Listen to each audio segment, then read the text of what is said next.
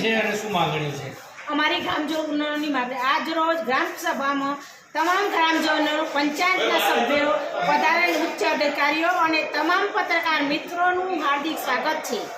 આજની સભાનો મુખ્ય હેતુ આપણી પંચાયતને નગરપાલિકામાં સમાવવા માટે જે વટહુકમ બહાર પાડવામાં આવેલ છે તે બાબતે સર્વે ગ્રામજનોનો આ નિર્ણય લેવા માટે ગ્રામસભા બોલાવવામાં આવી છે.